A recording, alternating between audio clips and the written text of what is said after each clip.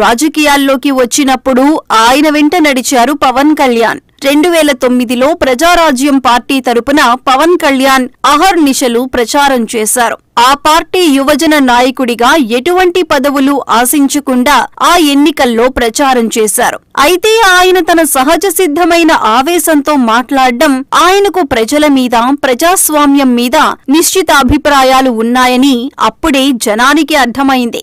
ఏమైనా 2009 ఎన్నికల్లో ప్రజారాజ్యం పార్టీ ఓడిపోయింది. 2011లో అన్న చిరంజీవి ప్రజారాజ్యం పార్టీని కాంగ్రెస్ లో విలీనం చేసినప్పుడు మౌనంగా ఉన్నారే తప్ప ఆయన నిర్ణయం మీద ఎలాంటి ప్రతికూల ప్రకటన చేయలేదు. మౌనంగా తన దారి తాను చూసుకున్నారు. పవన్ కి, చిరంజీవికి సైద్ధాంతికంగా కొంత దూరం వచ్చినా అన్నదమ్ముల అనుబంధంలో మాత్రం రవ్వంతైనా మార్పు లేదు. తమ్ముడు తన లక్ష్యం సాధిస్తాడని నమ్మిన చిరంజీవి ఆ విషయం తరచూ చెబుతూనే వచ్చారు.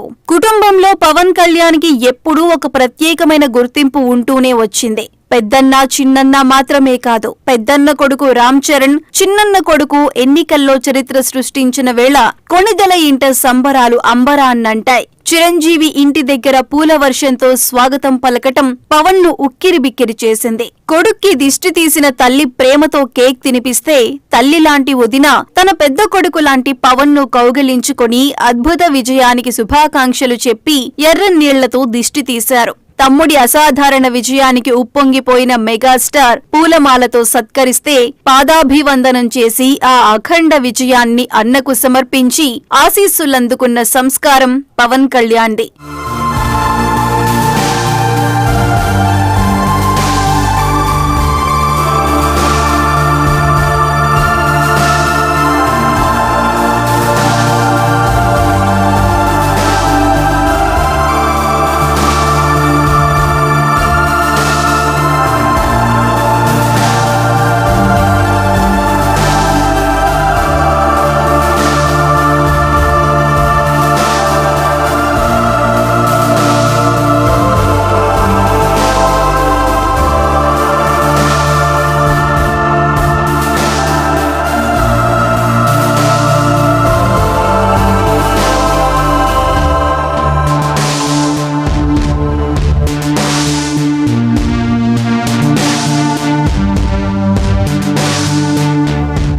కుటుంబమంతా కలిసి ఒక్కడి విజయాన్ని వేడుక చేసుకోవటం, ఆ విజయాన్ని కుటుంబం ఆస్వాదించేట్టు ఎప్పటికీ ఆ ఇంటి చిన్న పిల్లాడినేనని గుర్తు చేస్తూ వినమ్రంగా ఉండటం పవన్ కళ్యాణ్ సంస్కారాన్ని, ఆప్యాయతను గుర్తు చేసింది.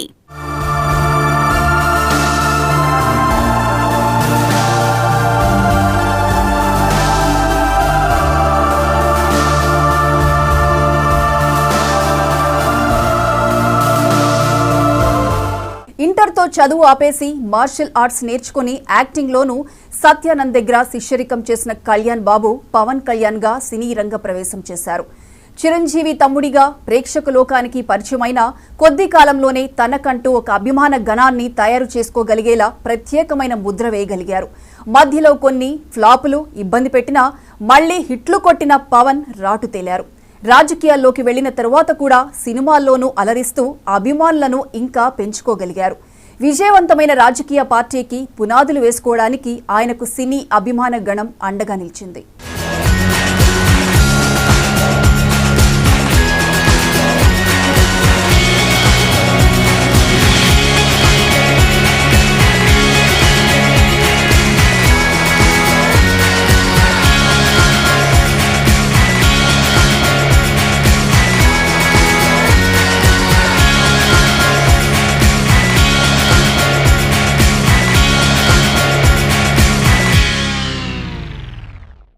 అసలు పేరు కళ్యాణ్ కుమార్.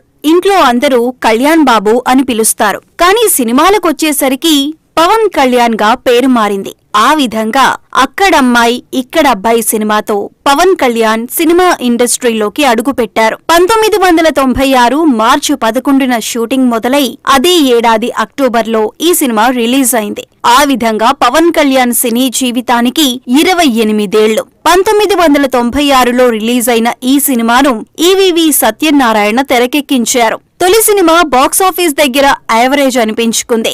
సినిమా రంగం తనకు సరిపోదని పవన్ కళ్యాణ్ తనకు తానే అనుకున్నారు. మానేయాలని నిర్ణయించుకున్నారు. కానీ తప్పలేదు. ముత్యాల సుబ్బయ్య దర్శకత్వంలో గోకులంలో సీత సినిమా చేశారు. ఇది తమిళంలో హిట్ అయిన గోకులత్తిల్ సీతై సినిమాకు రీమేక్. ఈ చిత్రం బాక్సాఫీస్ దగ్గర సూపర్ హిట్ అయింది. అలా ఆయన నట ప్రస్థానం గాడిలో పడింది. ఆ తర్వాత సుస్వాగతం, తొలి ప్రేమ, తమ్ముడు సినిమాలతో యూత్ ను తన వైపు తిప్పుకున్నారు. పూరి జగన్నాథ్ బద్రీ సినిమాతో తనలోని స్టైల్ ను, స్టామినాను నిరూపించుకున్న పవన్ కళ్యాణ్ ఖుషీ సినిమాతో అభిమానుల హృదయాల్లో బంగారమయ్యారు. అయితే సినిమా కెరీర్ మొత్తం సాఫీగా సాగిందని చెప్పటానికి వీల్లేదు. తొలి ప్రేమ ఎంత పెద్ద హిట్ అంటే రిలీజ్ అయినప్పుడు కూడా థియేటర్లలో రద్దీ ఎంత మాత్రమూ తగ్గలేదు.